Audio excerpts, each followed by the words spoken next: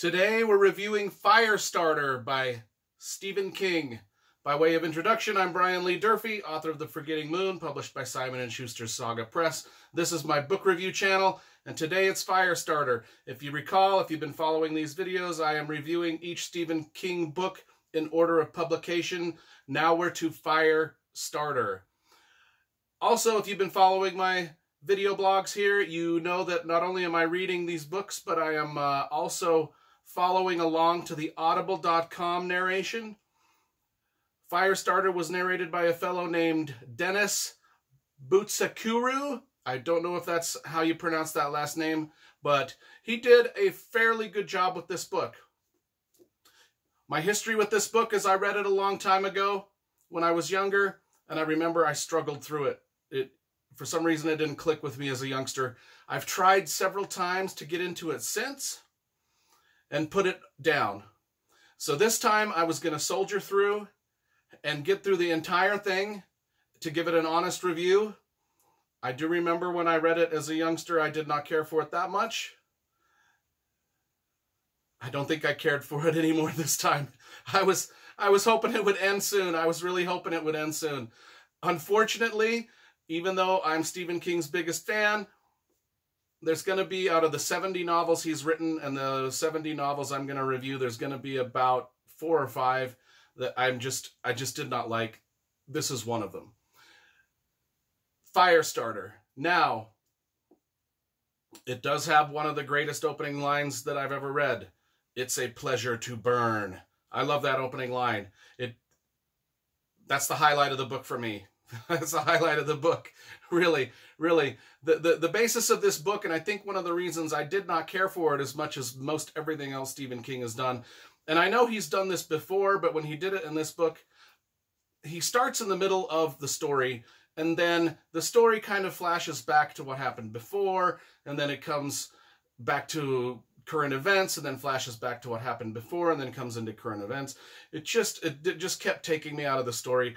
And when you're reading a book that uses this device and the book is gripping, you don't mind. But if you're already kind of irritated with the book to begin with, it just makes it all that much more of a slog, unfortunately to say.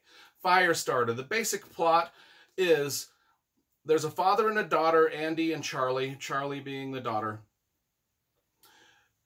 They're put in a secret lab, a secret government lab. There's a lot of secret government labs in Stephen King's early books. This is another one.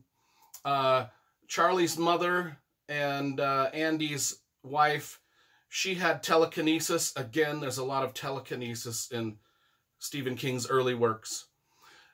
Charlie develops, as a young girl, a supernatural power also. Kind of like the young boy in The Shining had The Shining. Well, Charlie has pyrokinesis, which is, she's a fire starter. She can use her mind and start fires like one of the X-Men. That's basically it. While the secret government lab is studying her and her father, they escape. The book starts with their escape and then flashes back to all the other stuff that I just talked about. And then we follow the book as they escape and are chased by the government and all this stuff. This book really reminded me a lot of pretty much every Dean Koontz book I've ever read, to be honest with you. And I think that Dean Koontz might have done a better job with this story than Stephen King did. That's just my opinion. Again, I am a huge fan of Stephen King. I don't like knocking any of his books, and I don't even like knocking this one. But this is a Dean Koontz book spruced up as a Stephen King novel. That's kind of what it was. And I like Dean Koontz also, don't get me wrong. I've read most of Dean Koontz things, and I think he's a great thriller writer.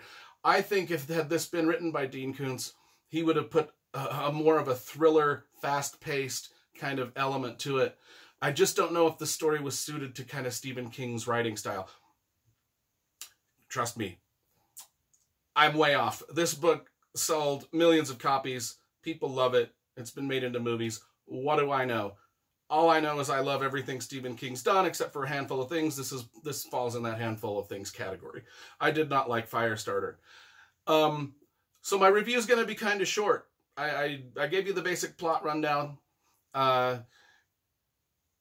Wasn't for me. I rate books on a 1 to 10 scale. I give this a 5 out of 10. I think it's average. It's an average novel. Average novels get a 5 out of 10 for me, which is saying something because Stephen King's, in my opinion, his worst efforts are still kind of average novels compared to every other writer out there. So that shows you the high bar that Stephen King sets with most of his work.